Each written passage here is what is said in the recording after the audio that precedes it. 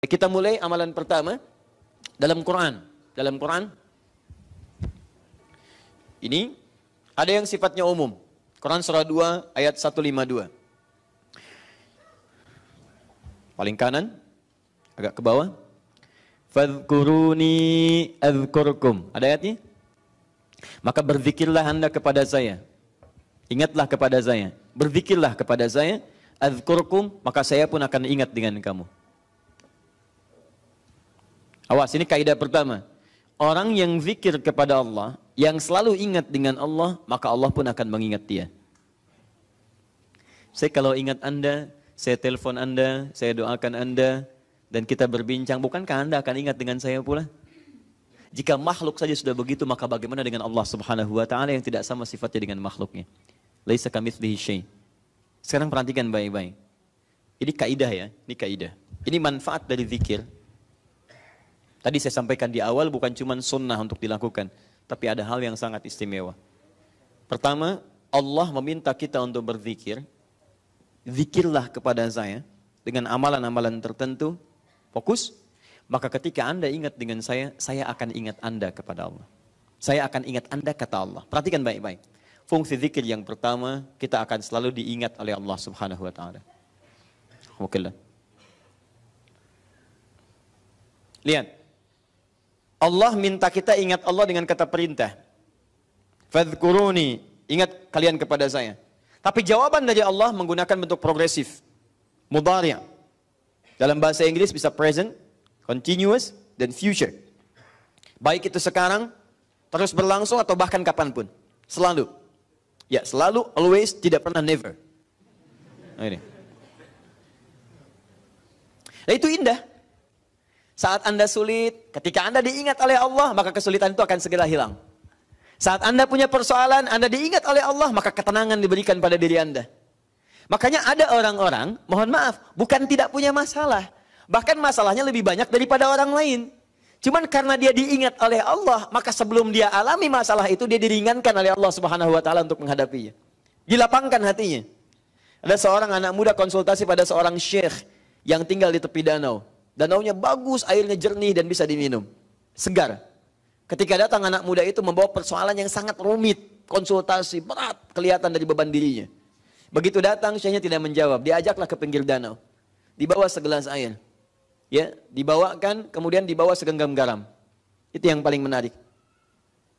Begitu setelah terjadi, diambil kemudian airnya. Setelah itu dimasukkan garamnya.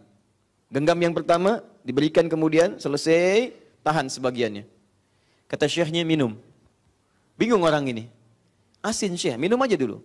Begitu diminum, langsung dimuntahkan. Asin. Ah, seperti itu.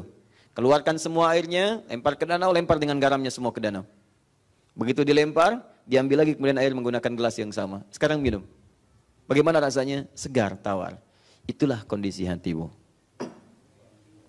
Masalah sebesar apapun, kalau hatimu itu lapang seluas danau ini, maka kesulitan besar pun akan mengecil. Dan ringan dibawa dalam hidup.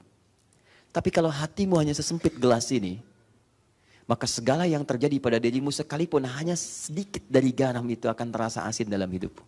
Dan tidak akan nyaman terbawa dalam kehidupan. Sedangkan sifat Allah ketika mencintai dan mengingat seorang hamba, maka yang pertama Allah berikan akan melapangkan keadaan dirinya. Makanya Nabi Musa alaihissalam ketika akan berdakwah pada Fir'aun minta kelapangan hati. Rabbi syrahli sadri. Ya Allah tolong lapangkan hati saya. Sebab kalau sudah lapang, mau teriakan, mau cercaan, mau celaan, itu gak akan berpengaruh. Dasar Musa begini, lapang aja, ayo terus. Tapi kalau hati anda sempit, belum dicela, sudah mencela. Apa, mau nyela? Itu belum dicela tuh. Dan bangga kadang-kadang dengan celaan. Bapak kok marah pak? Oh saya memang pemarah. Bangga dengan temperamentalnya. Saya memang pemarah, mau apa? Jadi ada sesuatu yang keliru. Tapi kalau hati kita lapang, dan Nabi Muhammad itu Masya Allah. Nabi Musa minta dikabulkan. Nabi Muhammad tidak minta diberikan oleh Allah subhanahu wa ta'ala. Nabi Musa, Rabbi syrahli sadri, wa yassirli amri. Nabi Muhammad belum minta turun ayat, Alam nashrah laka sadrak. Nabi Musa, Rabbi syrahli sadri. Nabi Muhammad, Alam nashrah laka sadrak.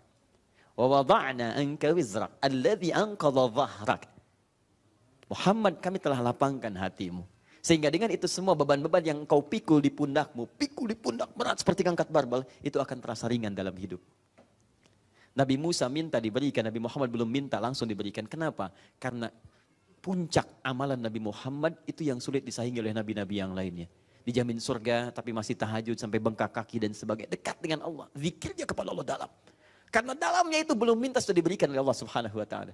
Sehingga Nabi Isa menyebutnya bukan dengan Muhammad, tapi dengan nama yang lainnya, Ahmad. Quran surah As-Saff ayat 6 itu. Wa basyyiran bi rasulin ya'ti min ba'di ismuhu Ahmad. Aku berikan kabar gembira pada kaumku ya. Berikan kabar gembira, padahal nabinya belum lahir.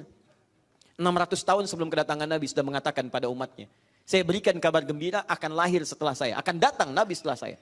Bukan saya yang penutup, tapi Nabi setelah saya. Umumnya orang kasih kabar gembira itu saat dilahirkan. Hampir tidak ada misalnya orang jomblo langsung ngasih kabar. Alhamdulillah, Masya Allah, saya kasih kabar gembira, punya anak, ya Allah. Kapan? Sudah ada, mana? Nanti setelah menikah. Itu jomblo sengketa namanya. Ya? Iya. Nanti kita, jomblo dibagi 3 bagian. Jomblo syariah, jomblo fisabilillah, dan jomblo sengketa. Ya? Nanti lain waktu kita bahas. Nah. Untuk yang belum nikah. Taib. Apa yang disampaikan Ahmad, puncak zikirnya tinggi, lapang, lapang. Jadi kalau hati kita benar zikirnya, maka lapang menjalani persoalan. Makanya nanti saya sampaikan pada Anda, amalan-amalan ini kalau Anda kerjakan saat Anda sedang gelisah, itu memberikan ketenangan.